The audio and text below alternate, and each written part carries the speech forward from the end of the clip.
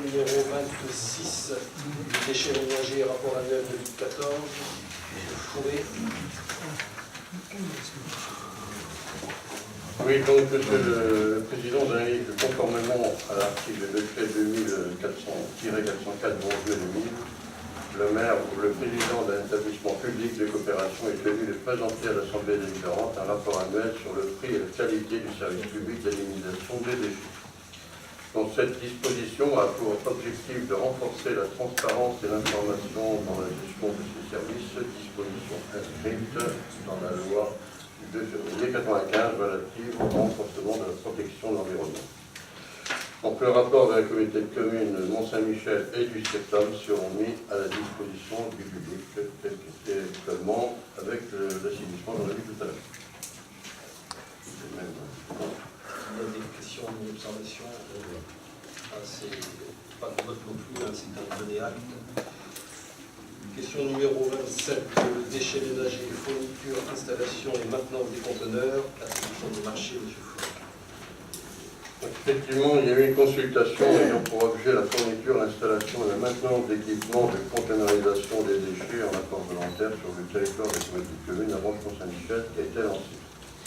Les équipements de conteneurisation sont prévus pour la collecte des déchets suivants, donc ordures ménagères résiduelles, emballage et papier en mélange et emballage en de verre. Ce marché à tranche conditionnelle et à bon de commande est décomposé en 4 lots distincts.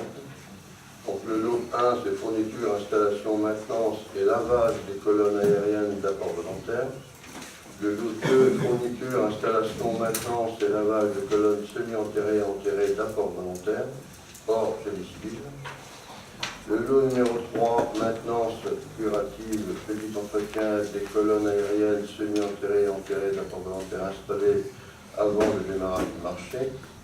Et le lot 4, génie civil des colonnes semi-enterrées et enterrées d'apport volontaire.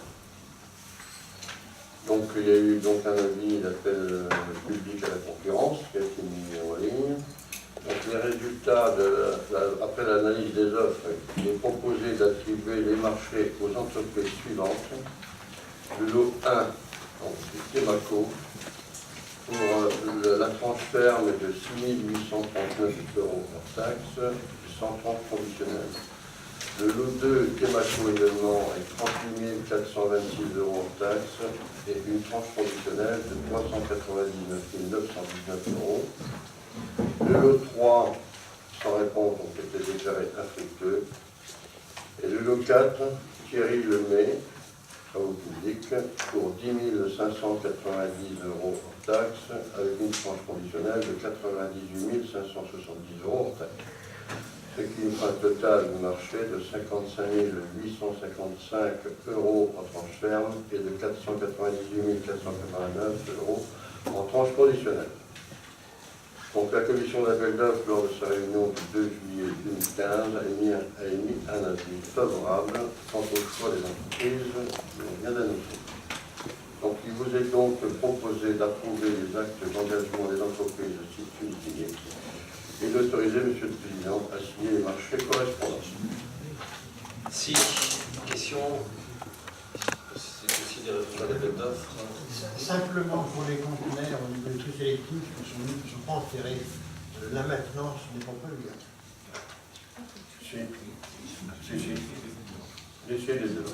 Hein? Les deux, non. Si.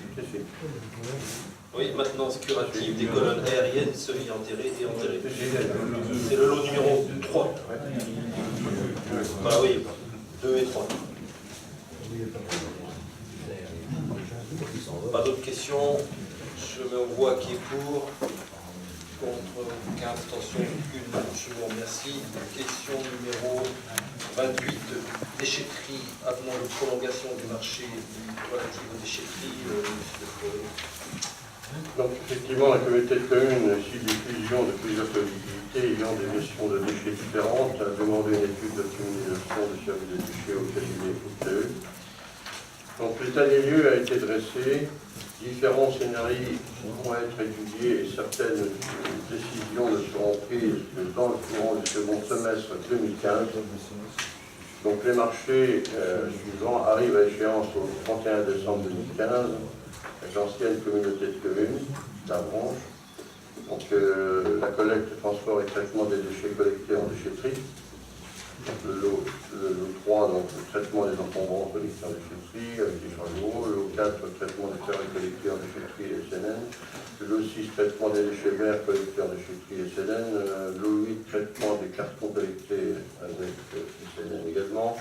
Et le lot 9, collecte, transport et traitement des déchets dangereux, des ménages collectés en déchetterie. Donc, le traitement du bois collecté en déchetterie, traitement des pneumatiques collectés en déchetterie. Là, ça c'était pour la branche. Pour l'ancienne communauté de communes de Ducé, donc il y avait la gestion des enlèvements, traitement et valorisation des encombrants et des déchets dangereux du ménage. Donc là également, le lot 1, gestion des enlèvements, traitement et valorisation des ferrailles. Il y avait le lot 2, gestion et enlèvement, traitement et valorisation des cousins. Le lot 3, gestion des enlèvements des cartons avec SNN. Le lot 4, gestion des enlèvements, traitement et valorisation des déchets de bois. Le lot 5, gestion des enlèvements, traitement et valorisation des déchets ignates. Le lot 6, gestion des enlèvements, traitement et valorisation des déchets verts. Et le lot 7, gestion des enlèvements, traitement et valorisation des déchets dangereux du ménage. L'ancienne communauté de communes, l'ancienne commune canton d'Igny, donc marché de la déchetterie d'Igny, enlèvement, traitement et valorisation des déchets ménagers. Le lot 1, enlèvement, traitement et valorisation des encombrants, location urbaine. Le lot 2, enlèvement, traitement et valorisation des cartons et location urbaine. Le lot 3, enlèvement et traitement des déchets verts et du bois et la location urbaine. Le lot 4, enlèvement des gravats inertes et location urbaine. Le lot 5, enlèvement, traitement et valorisation de la ferraille et des batteries ainsi que de location urbaine. Et le lot 6, enlèvement et traitement des déchets dangereux du ménage. Avec la location urbaine. Pour l'ancienne communauté de communes de Pont-d'Orson, donc c'était prestation de transport, tri et traitement de la fraction résiduelle, donc le loi.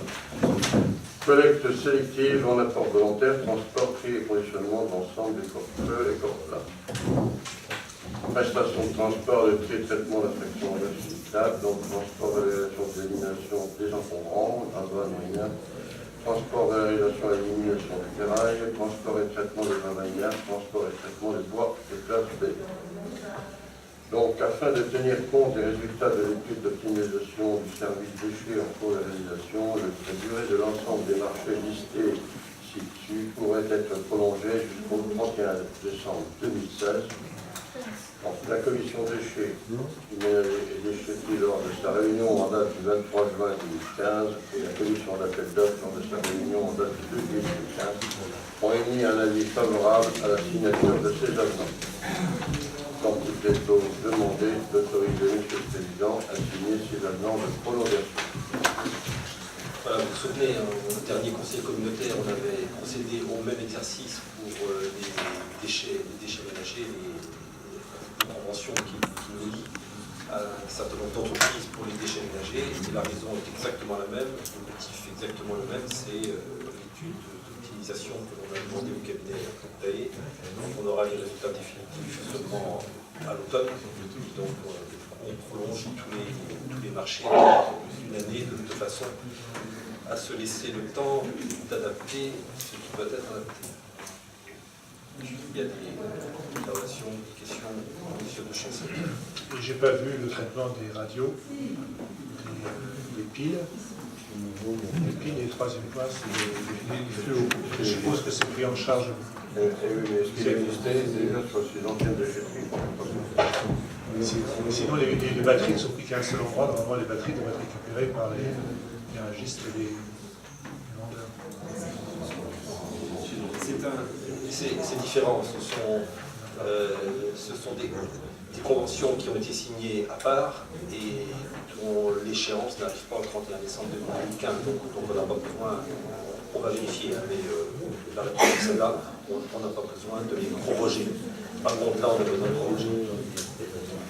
Bon, si on découvre encore, ne soyez pas surpris, hein, si on découvre encore une ou deux choses qui conviendraient de proroger au-delà du 31 décembre 2015, on ressaisira, mais a priori, je crois qu'on a fait le tour maintenant des prorogations qui sont nécessaires. Pas d'autres, mais M. Carreau. C'est le sujet des déchets, bien sûr. Donc j'en profite pour faire une remarque que la commission du 25 juin, j'étais absent. Donc à la lecture du compte-rendu, je m'aperçois que sur l'extension des consignes de tri emballage en plastique, on avait examiné la réponse à la question. Et donc la commission avait émis un avis favorable. Donc j'imagine qu'il y a des contraintes techniques. Voilà. Et je m'aperçois que finalement cette question n'est pas soumise au conseil communautaire. Donc je suis un peu surpris parce que je trouve que pour l'avenir, il y a des enjeux importants et que c'est une décision importante à prendre. Donc moi je voulais savoir comment la décision a été prise, tout simplement au niveau de la méthode, parce qu'une nouvelle fois, je sais bien que les commissions ont simplement un pouvoir d'avis. Et donc voilà, j'ai l'impression d'être mis devant fait accompli. Oh, c'est pour une raison toute simple qui ne relève pas du fait accompli et qui est exactement la même que celle qui a motivé la prorogation des conventions ou des marchés plutôt déchets ménagers, celle qui motive la prorogation des marchés pour les déchetteries, c'est qu'il n'apparaît pas opportun, vraiment au bon sens du terme, il n'apparaît pas opportun de modifier substantiellement l'organisation de la collecte des déchets ménagers et de tout autre déchet avant d'avoir le rendu de l'étude Octave. C'est uniquement pour ça. Des modifications à la marge, on peut les faire, on les fait, mais là il s'agissait d'une modification substantielle.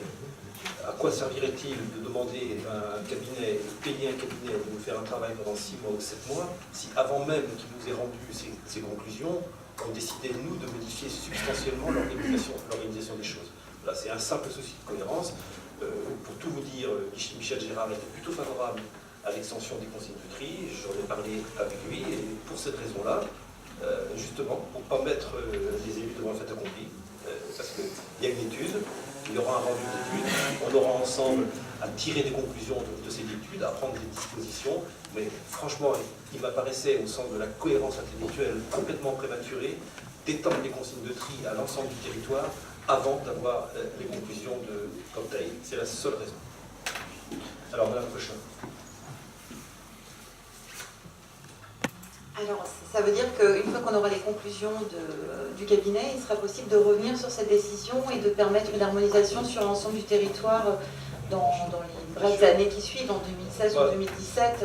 Moi, je vais vous dire, Madame Cochard, mon souhait à moi, c'est vraiment personnel. C'est que, donc, ça engage une voix sur 82, c'est qu'on étende les consignes de tri. Voilà. Simplement, chaque chose en son temps.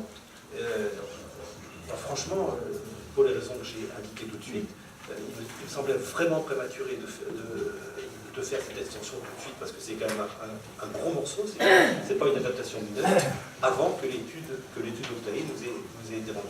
Et après, on décidera ensemble de ce qu'il convient de faire, et sur l'extension des contenus de tri, et sur tout le reste. Pas d'autres questions? Je mets donc aux voix qui est pour, contre, aucun, abstention, aucune. Je vous remercie. Question numéro 29, déchetterie, prolongation de la convention de louage de la déchetterie de Busset, M. Fourré. Et donc là, c'est la même chose, ça c'est par rapport donc à l'étude qui nous sera remise, donc le cabinet Octave. Donc l'état des lieux a été dressé, donc différents scénarios vont être étudiés et certaines décisions seront prises dans le courant de 2015 également. Donc la convention de louage des choses ayant pour objet de location des terrains et installation de la déchetterie située à Lucé arrive à échéance au 31 décembre 2015. Et afin de tenir compte des résultats de l'étude d'optimisation des services déchets au cours de réalisation, donc la durée de cette convention pourrait être prolongée également jusqu'au 31 décembre 2016. Donc, la commission déchets ménagers et déchetterie, lors de sa réunion du 23 juin 2015, et la commission d'appellation, lors de sa réunion du 2 juillet 2015, ont émis un avis favorable à la signature de cet avenant. Donc, il vous est donc demandé d'autoriser M. le Président à signer cet avenant de prolongation. Donc c'est la même motivation. Pas de questions. Je mets aux voix qui est pour. Contre, aucun. Abstention aucune, je vous remercie. Question numéro 30, consultation des électeurs relative à l'avenir des barrages de la Célune. Monsieur Deloup.